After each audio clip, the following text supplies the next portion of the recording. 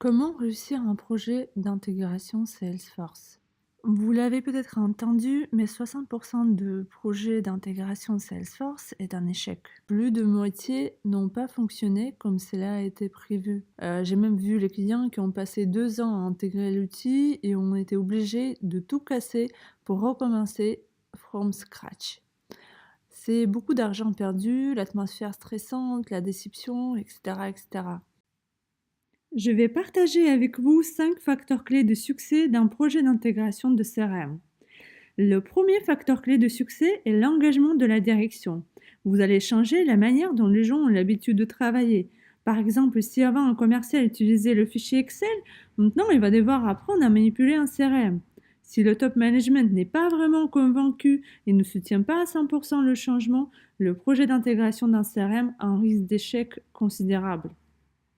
Le deuxième facteur clé de succès est de penser petit. Ça ne sert strictement à rien de passer 6 mois pour imaginer une énorme machine de guerre. L'idée est de travailler sur un périmètre réduit pour pouvoir maîtriser les choses, avoir le retour d'utilisateurs, c'est plus simple et plus sûr. En plus, si vos quelques utilisateurs aiment le résultat, ils vont en parler à d'autres services et encore une fois, le logiciel aura plus de chances d'être adopté, ce qui réduit la possibilité d'un échec. Le troisième facteur clé de succès, c'est la définition de processus. Je ne dis pas qu'il faut définir dès le départ tous les processus dans leurs moindres détails.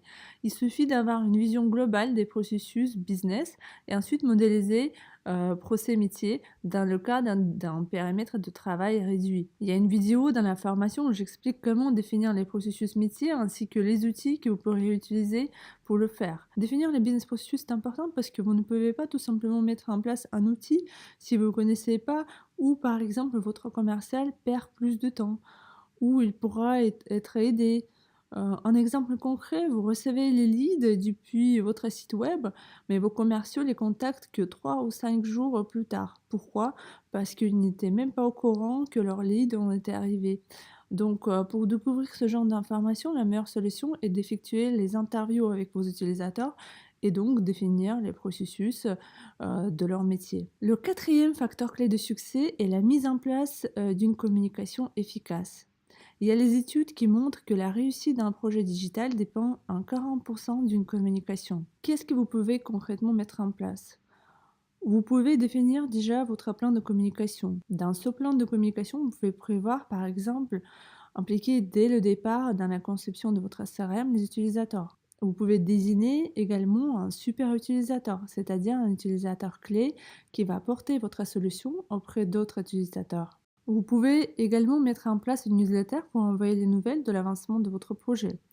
Vous pouvez également créer les vidéos tutoriels avec un document qui accompagne la vidéo. Le cinquième facteur clé de succès est de penser valeur business. Quand vous allez faire vos interviews avec vos utilisateurs ou quand vous allez commencer à faire de la conception, vous allez peut-être vous rendre compte que vos utilisateurs cherchent non seulement de la performance, mais aussi du confort. Par exemple, un champ qui se remplit de manière automatique alors que l'utilisateur pouvait très bien le remplir lui-même. À chaque fois, quand vous faites vos interviews ou quand vous vous penchez sur la conception, pensez le client et la valeur business. Comment le faire? Concentrez vos efforts sur la compréhension de parcours client, l'interaction de clients avec vos employés. Par exemple, la réduction de la durée de la prise de contact avec un prospect de 3 jours à 30 minutes est une véritable valeur business.